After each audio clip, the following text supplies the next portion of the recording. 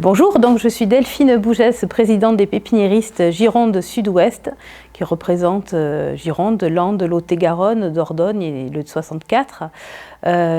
Notre métier, c'est à la base de la vigne. Notre slogan, c'est aux racines du vin. Et le but, c'est de produire des plants de vigne qui vont faire les vignobles de demain. Aujourd'hui, nous allons vous parler de l'irrigation qui est la base de la vie de nos plants de vigne.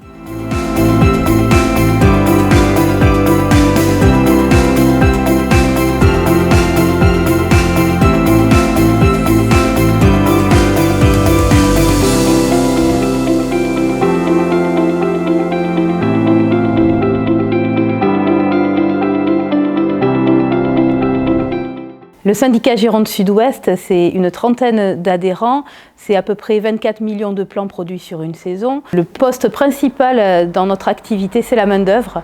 On parle de 500 emplois directs.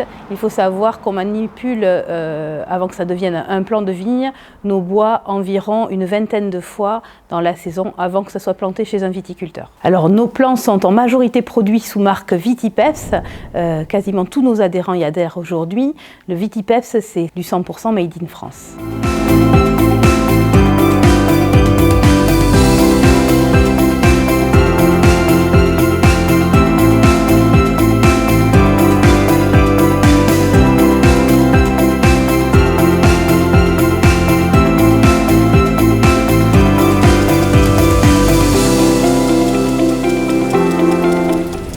Il faut savoir qu'il faut 18 mois entre le moment où on commence à couper les premiers greffons et porte-greffes et le moment où on livre les plants chez un viticulteur.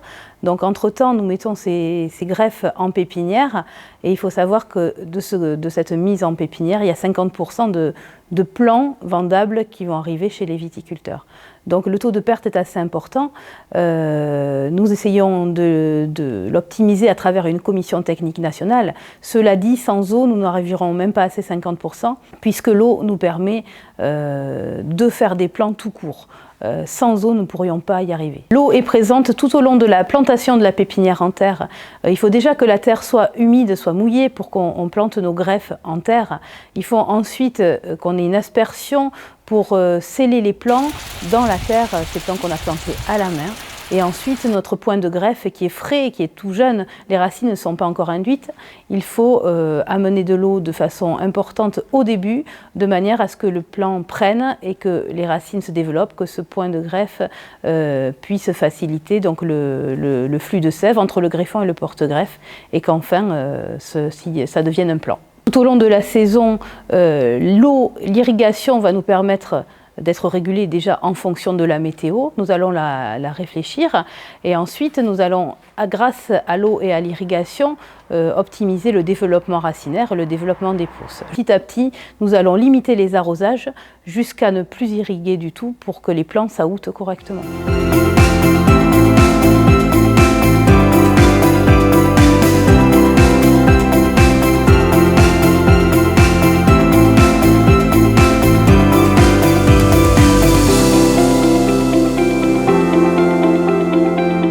Alors comment irrigue-t-on? Autant de méthodes d'irrigation, de micro-irrigation que de pépiniéristes. Chacun a sa méthode en fonction de son entreprise, de ses types de sol, de la façon dont il est équipé. Donc nous procédons à la micro-aspersion en début de saison de façon générale pour sceller les plants et protéger le point de greffe, le cal de soudure. Mais ensuite, on peut être sur de la micro-aspersion, on peut utiliser le goutte à goutte.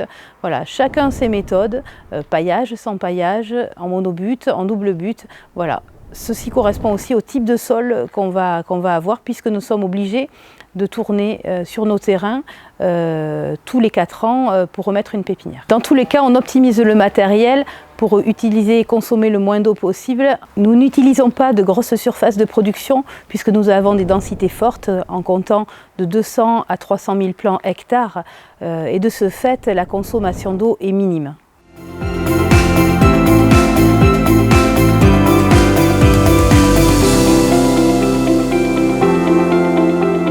Pour mettre toutes les chances possibles dans la réussite d'une pépinière, ça commence par le sol et sa connaissance. Donc une analyse de sol est importante à la base pour savoir sur quel support nous allons travailler, ainsi que sa préparation. Nous passons toujours beaucoup de temps dans nos pépinières à observer, en plus des relevés d'eau que nous faisons régulièrement et des observations sur la parcelle. Nous mettons en place avec le syndicat et individuellement de plus en plus de capteurs pour mesurer et optimiser nos arrosages.